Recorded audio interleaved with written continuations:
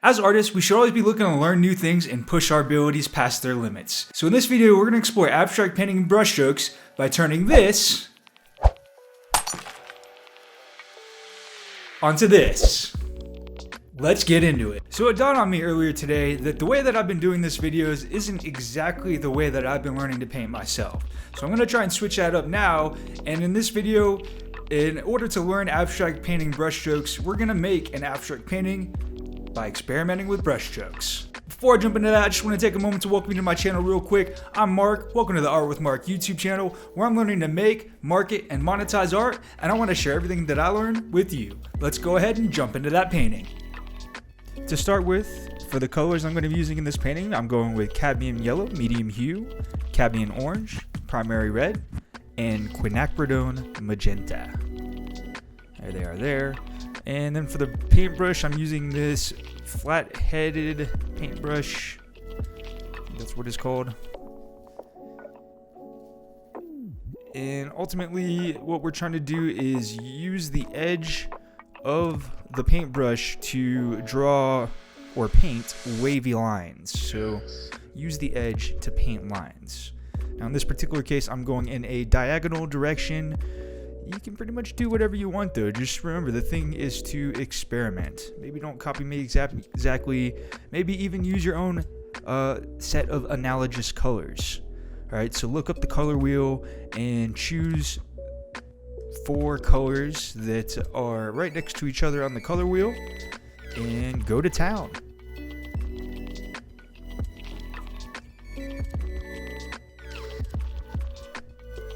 Go ahead and kick it into time lapse here. You can see what I mean.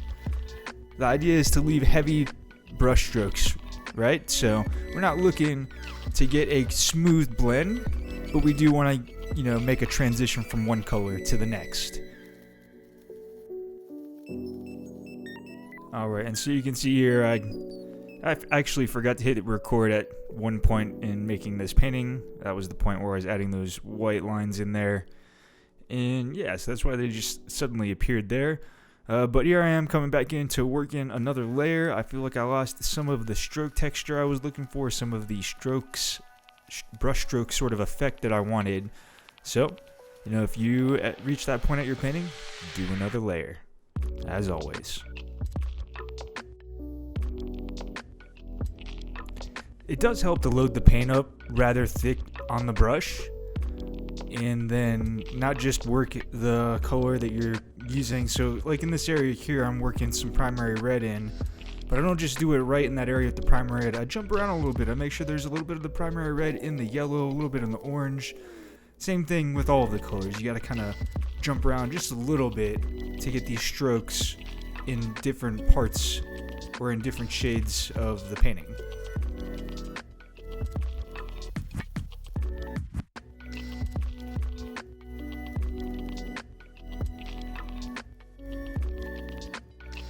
So I hope you can see what I mean now by taking the specific thing that we're studying and working it into an entire piece, an entire painting. So the other thing as well is, this is just one way to do a brush stroke, right? So I'm actually going to show a brief little bit of a different painting I did as well with a different sort of a brush stroke. We'll jump to that here in just a second.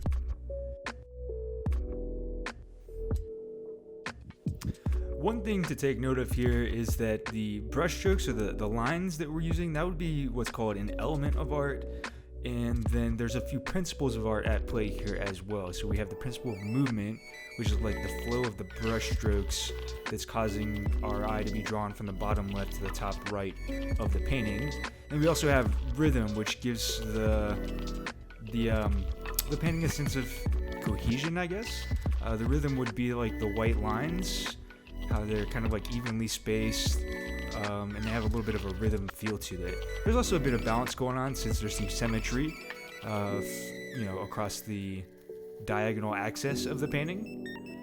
So yeah, those are some things to keep in mind when you're going about making your abstract paintings, because they can really help in your composition and making something that actually looks pretty cool.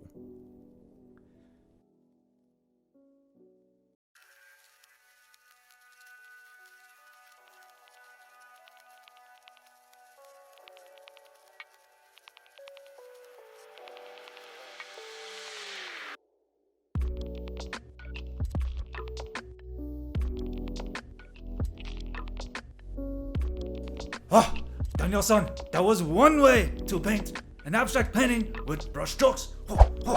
Wax on, now we do wax off. Okay, ridiculous antics aside, this is going to be the brush that I'm using for this painting. My goal with this painting is to try and use the wide side of the brush to make some brush strokes with. And yeah, so I'm demonstrating there. Instead of going on the skinny side, we're going with the wide side. Now, I gotta be honest, I'm really not satisfied with how this turned out. I feel like there's probably better ways to utilize the wide side of the brush, so I definitely would say take this part of the demonstration with a grain of salt. I'm conducting my own experiment here, and I have mixed feelings on how it turned out. So you let me know what you think in the comments below. Which one of these paintings did you like better? Now, with that said, since I was actually so dissatisfied with the results of this painting, and the fact that I can only show you so much in one video, I did decide to go ahead and look up some information on different types of brushstrokes you might be interested in trying out. So there is actually a great website that I come across all the time in my research when I'm writing blog posts called the Draw Paint Academy. I'm going to go ahead and put a link in the description below, and the artist or the creator of this site, whoever wrote this blog post, he or she goes through a number of types of paint strokes here: thick, smooth, delicate, simplified, long, short, broken, solid, linear, organic. So I mean, those are actual, real terms and not me just making up my own stuff on the fly. So go ahead and check that out. And then the other thing I did as well is I went ahead and threw together a Pinterest board of some better examples of some abstract paintings using brushstrokes. So I tried to do the best I could in finding some examples of paintings that are like a single brushstroke or just clearly something like what we're looking to experiment and explore in this video. So if you're interested in checking that out for some inspiration, something that you might find a little bit better than what you're looking at here, go ahead and check that out. And right about here is where I feel this painting starts to take a turn. Not so much because of the color choices, just because I don't feel like my execution of this technique is all that great. Or maybe this particular technique I'm using isn't ideal. I don't know, that's just me. I'd love to hear your thoughts.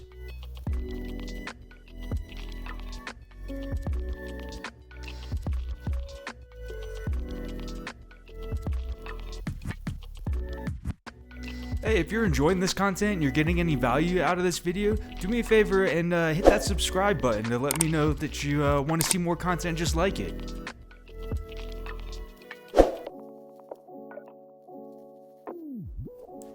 If you are interested in subscribing, the next things that are on the agenda, the next videos that I'm going to be making here is abstract painting with gesso. So that's so we can figure out how to use gesso to make textures in case you don't have any texture paste.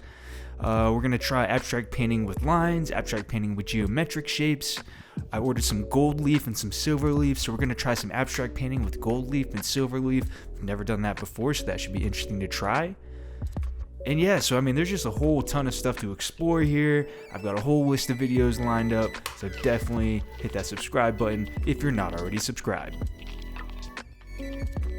Even though I didn't like particularly the way this painting finishes here, I did still want to show it to you just because I really feel a big part of abstract painting is experimenting, doing trial and error, and making these mistakes. But I mean, to be honest with you, that goes for anything really. You have to be willing to put yourself out there and make mistakes and keep going.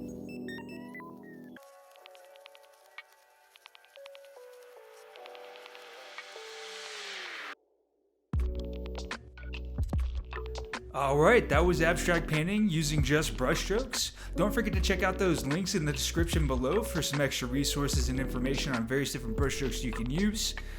And if you are looking for any additional abstract painting techniques to try or any other information to help you get started painting, we'll do one of these. We'll do one up here.